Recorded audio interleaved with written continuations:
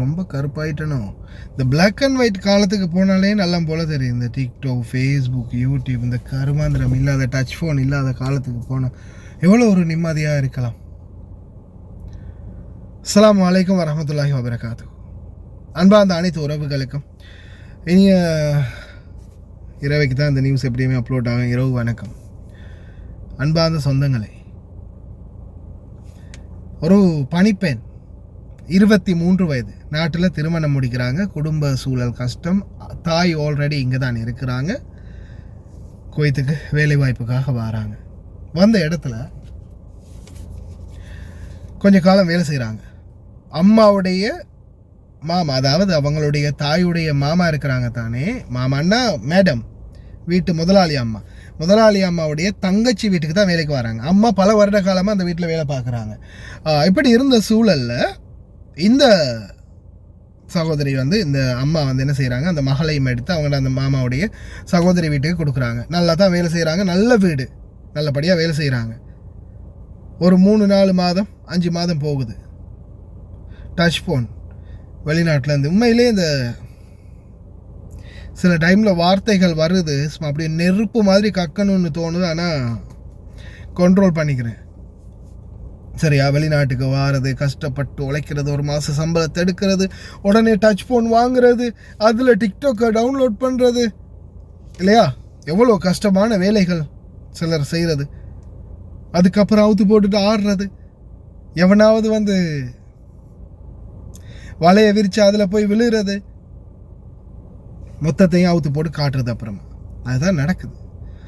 இது கடைசியாக டிக்டாக்ல ஒரு லவ் ஒன்று வந்துருச்சு. காதல் கடைசியில் என்ன பண்ணுறான், அந்த நாய் வீட்டை விட்டு இந்த பெண்ணை பாய வைக்கிறான்.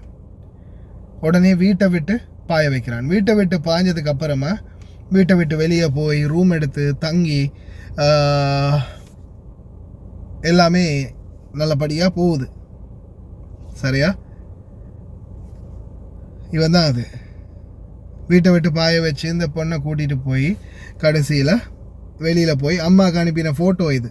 நாங்கள் 2 பேரும் நல்லா தான் இருக்கிறோம், சந்தோஷமாக இருக்கிறோம். அங்கே நாட்டில் கணவன் டைவர்ஸுக்கு அப்ளை பண்ணி இந்த ஃபோட்டோலாம் காட்டி அந்த வாழ்க்கை உடஞ்சி போயிட்டுச்சு. கணவனுக்கு தெரிஞ்சு போச்சு, உடஞ்சி போச்சு. இங்கே இவனோட வெளியில் ரூம் எடுத்து வீட்டை விட்டு தப்பி ஓடி, அதாவது நல்ல வீடு, அந்த வீட்டிலேருந்து இவங்க தப்பி ஓடி இவனோட தங்குறாங்க. தங்கி வாழ்க்கையை கொண்டு போகிறாங்க. கொண்டு போனால் கடைசியில் என்ன ஆகுது, கடைசியில் கொஞ்ச காலம் வாழ்கிறாங்க. ஆசை 60 நாள், மோகம் 30 நாளா, 90 நாள் முடிஞ்சு போச்சா.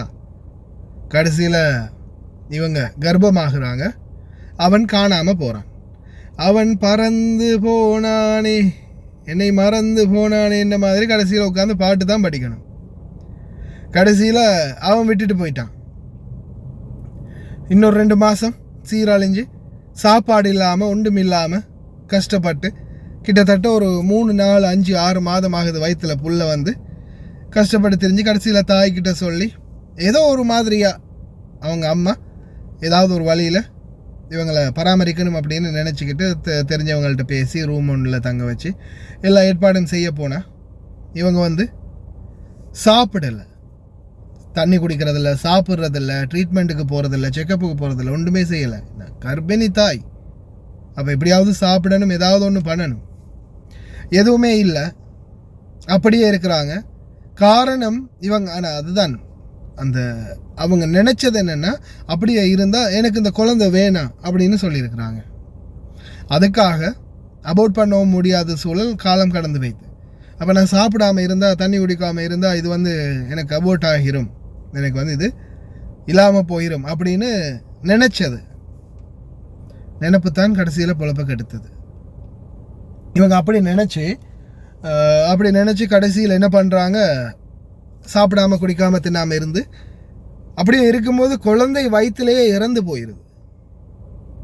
குழந்தை வயிற்றிலே இறந்து குழந்தை கெட்டு போயிடுச்சு. சடலம் உடல் கெட்டு போயிடுச்சு.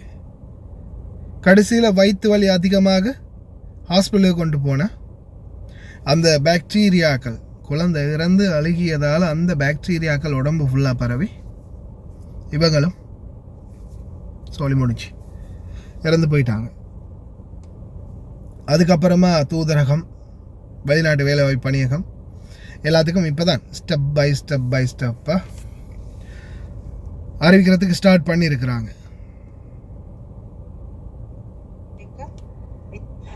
සර් මටත් අල්ල ගන්න ඕන තමයි. මම ෆෝන් එකක් දෙන්න. මටත් අල්ල ගන්න ඕන තමයි. මම වහන්න මං අම්මනේ මම වහන්නේ නෑ ඒක. මටත් අල්ල ගන්න ඕන තමයි. සර් මෙතන මට ප්‍රශ්න ගොඩක් වුණානේ. ඒ හින්දා මම දුකට තමයි හිටියේ. මට ෆෝන් එකත් ඔලුව රිදුනා. ෆෝන් එකත්. ඒ හින්දා මම දුකට තමයි හිටියේ. සර් මටත් අල්ල ගන්න ඕන තමයි. මම තානාධිපති කාර්යාලයට යන්නම් සර්. நான் எப்படியாவது பிடிக்க தான் வேணும். කතා நான் தூதரகத்துக்கு කරගන්න போய் සර්ලත් நான் එක්ක பேசுறேன் அப்படின்னு சொன்னாங்க. විස්තර ඔක්කොම මං කියන්නම්. හා සර් මම යන්නම්. මටත් ඕන ඕක විරේ දාන්න තමයි සර්. දැන් උන දේ அவனை எப்படியாவது தேடி பிடிச்சி அவனை ஜெயிலில் තමයි போடணும். යන්නම් සර්. ඉරිද සර් එදා මට එම්බසි සර් ඉස්පිරිතාලෙන් හම්බ වුණානේ. ඊට පස්සේ මම සර්ට ෆෝන් එකේ ඔක්කොම පෙන්නුවා. ඒ සර්ටත් පෙන්නුවා. මම ෆෝන් එකේ මේ බාන් සර් මේ ෆොටෝ තියෙනවා වරවතින් මම ඒකටත් මම පෙන්නුවා. දැන් මීහ ගන්න. ඒතරම් මම ලියලා ඒ වැඩත් කරා. ඒකත් මම බාරගත්තානේ. ඊට පස්සේ මම යන්න තමයි හිටියේ මේ සර්ට දැන් කියලා හිටියා යනවා. මට වසන් කරන්න දෙන්නේ නැහැ සර්. මමත් දන්නේ මේ ෆෝන් එකේ මේ ගත්තට පස්සේ. නැත්තම් මට වසන් කරන්න ඕනද? අනික සර්ට තේරුම් ගන්න මමත් මේ මොනවද තනියම කරන්න විදියක් නැහැ. කුවේටි ගෙදර ඇතුලේ ඉඳලා එළියට යන්නත් ඕනේ. ඒ වැඩත් කරන්න ඕනේ. எனக்கு அவனை பிடிச்சி கொடுக்கணும், அவனையும் எப்படியாவது சட்டத்துக்கு முன் நிறுத்தணும்னு ஆசை. ஆனால் நானும் ஒரு வீட்டு பணிப்பேன். என்னால் என்ன செய்ய முடியும்? நான் இதை மூடி மறைக்கணும்னு நினைக்கல. கட்டாயம் அவனை பிடிச்சி கொடுக்கணும். இன்னும் எத்தனை பெண்கள் இதை மாதிரி ஏமாற்றி இவன் இந்த மாதிரி சேட்டை பண்ண போகிறான்னு தெரியலை.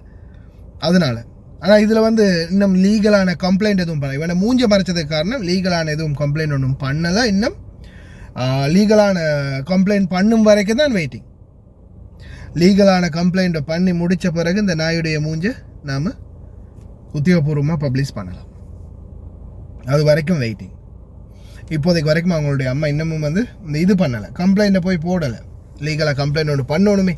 ஏன்னா குடும்பம் போய் கம்ப்ளைண்ட் பண்ணாமல் லீகல் ஆக்ஷன் எடுக்காமல் நாம் மட்டும் இங்கேருந்து கத்தி வேலை இல்லையே. ஆனால் நம்ம தகவல் சொல்கிறது யாருக்காக? இன்னமும் காதல் மயக்கத்தில் மயங்கி கிடக்கும் நம்மளுடைய சமுதாயத்துக்கு. வெளியில் வாடாலிங்க ஒன்று என்ன ராணி மாதிரி பார்த்துக்கிற வாடாலிங்கன்னு கூப்பிட்றாங்க இல்லையா, அவங்கள நம்பி போகிறவங்களுக்கு தான் இந்த பதிவு. வெளியில் போனீங்கன்னா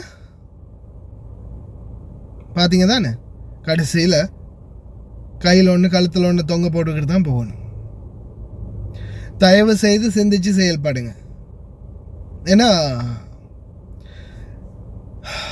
எல்லா பக்கமும் பிழை இருக்குது இல்லையா. மாடு உசும்பாமல் மணி உசும்பாது. எல்லாத்துக்குமே காரணம் இருக்குது. பூட்டும் சாவியும் காரணம் இல்லாமல் ஒன்றிணையாது. சிந்திச்சு செயல்படுங்க, அவ்வளோதான் சொல்ல முடியும். அதுக்கப்புறம் ஒன்று நடந்த பிறகு தடமாறுறதுலையோ இல்லை உயிரை விடுறதுலையோ எந்த அர்த்தமும் இல்லை.